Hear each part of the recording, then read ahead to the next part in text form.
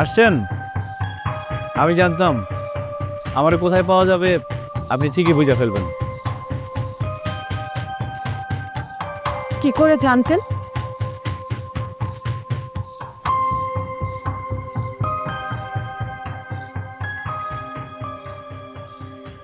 কি নারীর কাছ থেকে সব জানি না আসছেন? এখন কি মনে হইতেছে আপনি ভুলছিলেন? আমি যে আসলেই পাগল এটা বুঝতে পারছেন?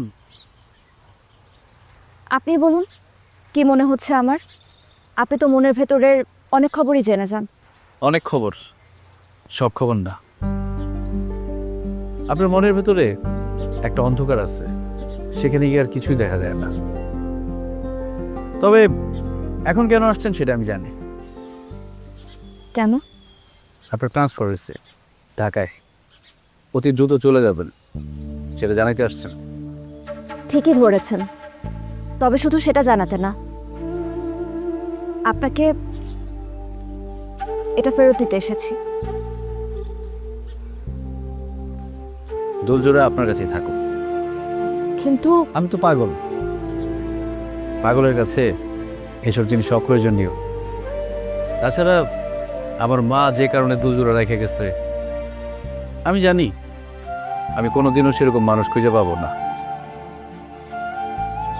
আপনি অনেক ভালো মনের একজন মানুষ, ধরে নেন এই দুলজোড়া আমার পক্ষ থেকে আপনার জন্য উপহার। যেদিন অতীতের অন্ধকার ছেড়া সামনে আগাইতে পারবেন, মনের মতো কাউরে খুঁজে পাবেন, সেই দিনের দুলজোড়া পড়লেন।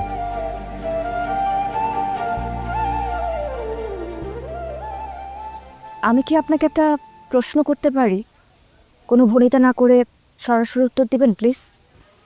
আমি সব কিছু কীভাবে যাই না যাই? হ্যাঁ, কিভাবে? সত্যিটা বললে কি বিশ্বাস করবেন? বলেন, শুনি।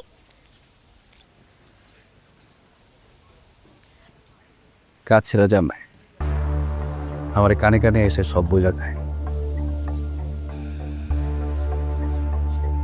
কি বিশ্বাস হইতেছে না তো?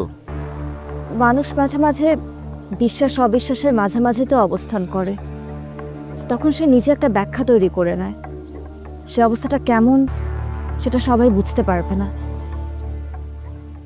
আপনি ভালো থাকবেন জাহিদ, আমি আসি।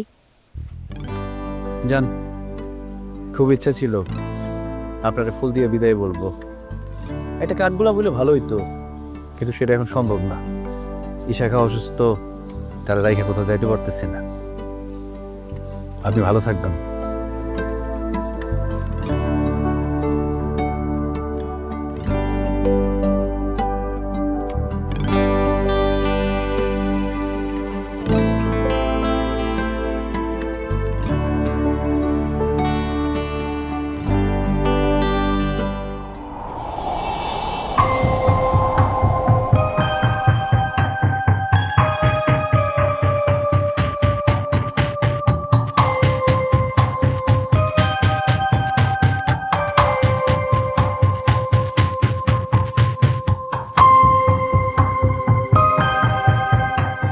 খুব ইচ্ছা ছিল আপনারা ফুল দিয়ে বিদায় বলবো, একটা কাঠগোলাপ বলে ভালো হইতো।